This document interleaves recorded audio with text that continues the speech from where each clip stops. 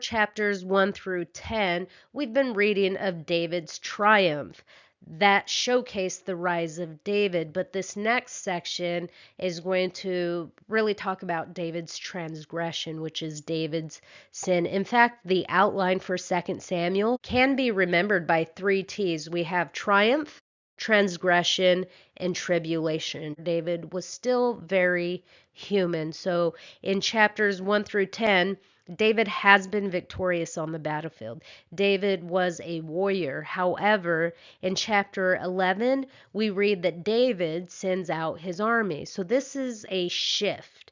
A king who was once on active duty is now sitting at home while his troops engage in warfare. The verse reads, "But David remained in Jerusalem." So we talked briefly about the 7 deadly sins in the book of Judges. One of them was sloth. That word actually means idleness. Idleness means inaction or inactivity, laziness. Biblically, it means undisciplined. Idleness is truly a devil's workshop. So here we are. David is sitting at home, idle. And in verse 2, David was on the rooftop of his home and he noticed a woman bathing. Now, this woman is the wife of a man named Uriah. Uriah is part of David's military. He's a soldier and he is away at war. And in verse 4, so David sent messengers and took her, and she came to him, and he lay with her. Now she had been purifying herself from her monthly uncleanness. So the verse mentions that she had just finished her period, which is probably why she was bathing.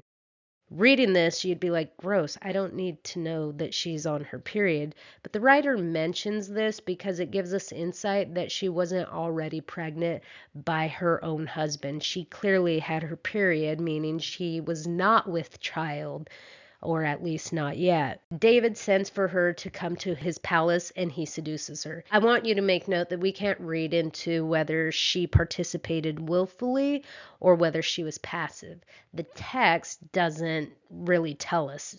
But we go on to read that she did become pregnant from this affair and she conceived a child with David. So in an attempt to hide her pregnancy, David summoned Uriah home from war. Now David is hoping that this man would desire to sleep with his wife. Maybe if he sleeps with his wife, that'll cover up her pregnancy. That'll cover up his sin. We all have this nature to cover our sin, right?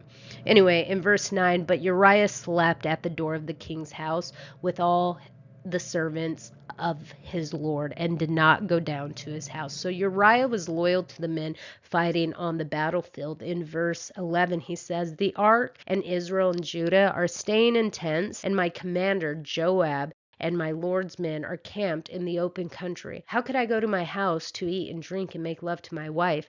As surely as you live, I will not do such a thing. So this man didn't willfully go home to his wife. So David's last attempt to cover his sin is to get Uriah drunk, hoping that Uriah would go home and sleep with his wife. But Uriah didn't. So all attempts have been made to try to cover up Bathsheba's pregnancy, cover up his sin. The next morning, David wrote a letter to Joab, the commander-in-chief, and gave the letter to Uriah and sent Uriah back to war. In the letter were instructions for Joab to put Uriah where the fighting is fiercest, then withdraw from him so that he will be struck down. David wrote this man's death sentence and gave it to Uriah. And I think that says something about Uriah. David clearly trusts that Uriah is loyal enough to not open the letter of his own death sentence. David orders Uriah to be put on the front line of the battlefield where ultimately he is the most vulnerable to be killed, and that's exactly what happened. Uriah dies. So David plotted Uriah's death so he could marry Bathsheba and look like a town hero. Here's this widow that lost her husband at war and the king just took her in. That's how he's going to cover up his sin and her pregnancy. The people might view him as a noble king for taking in this widow. Isn't it crazy that David was more concerned about being found out by the people rather than being guilty before God? David tried to cover up his sin before man. And I want you to know that we can hide our sin from man, but we can't hide our sin from God. And in verse 27, after the time of mourning was over, David had brought her to his house, and she became his wife and bore him a son.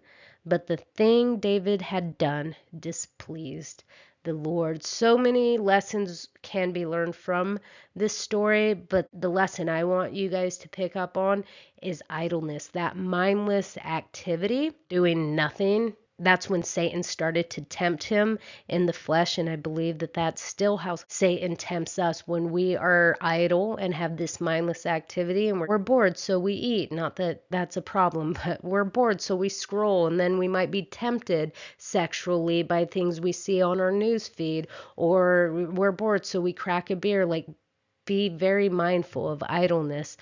We can see that it led to so many things in this story.